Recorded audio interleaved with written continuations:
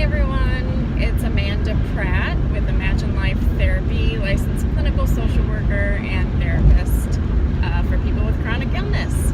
Today is Education Tuesday, and as I'm on my way to my weekly chronic disease self-management group, I wanted to make today's Education Tuesday about a concept we call locus of control. If you've never heard of the concept locus of control, essentially there are two different types of locus of control: internal locus of control and external locus of control. With someone with an internal locus of control, they believe that they have control over things that happen to them. So this would be seen in a college student who gets a good score on an exam saying, you know, I got that really awesome score because I worked really hard and I studied really hard. And if they didn't get a good score, they would say, you know, I must not have studied hard enough. I must have maybe not read enough of the material or worked hard enough, and I need to do better next time. An external locus of control is someone who believes that things just happen to them and they don't have any control over it. So this would be seen in a student who gets a good score on an exam, and they would say something like, wow, I got so lucky. How did that happen? That's awesome. Someone who got a bad score on an exam might say something like, oh, that teacher just doesn't like me, or that test was just too hard, there was no way I was going to pass it no matter what I did, or I just got unlucky.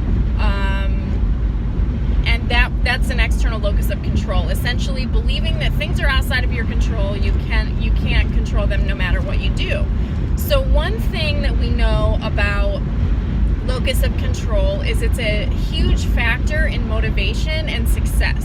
So people who have an internal locus of control are more likely to have things like academic success and success in business because they're self-motivators, they're self-starters, and they recognize that the work that they put into something directly leads to success or a better outcome.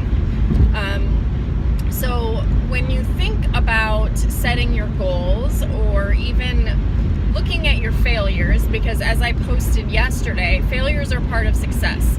They really suck sometimes, but they're really important in us learning what doesn't work, what to change, what to do better at, and it helps us really tighten up the process. So people who maybe achieve something without a failure, they're gonna look at that success and go, wow, that was really great. But they are not going to know what they did to get there. They're not going to know what not to do in order to get there. And so failures are really important. And when you have an internal locus of control, you can see that even more clearly. And so it's important when you're setting your goals and you're thinking about the things you want to achieve. So especially in chronic disease management, a lot of times chronic illness is really difficult for people because it tends to really challenge their sense of control. And so when you get an illness and you're like, this is something outside of my control, I can't do anything to change this, you start losing that internal locus of control and start giving way to things externally, which doesn't necessarily help the situation. So by going back and rebuilding your internal locus of control and recognizing, you know what, this illness maybe is not something I can control in terms of having it, but there are things I can control. And so you focus on those things like diet and activity and reducing your stress and setting goals for yourself in terms of self-care and, work-life balance and things like that. Growing your support system and making sure your support system is positive and actually supportive.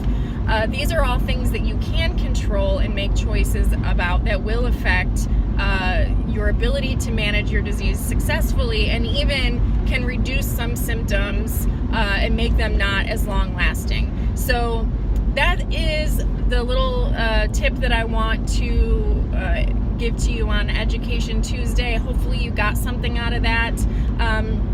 Go ahead and comment below if you have any questions or maybe want me to expand on that at all. So have a great week, and remember, tomorrow is Self-Care Wednesday, so make sure that you're taking time out to do something for yourself tomorrow, and I will talk to you soon. Bye.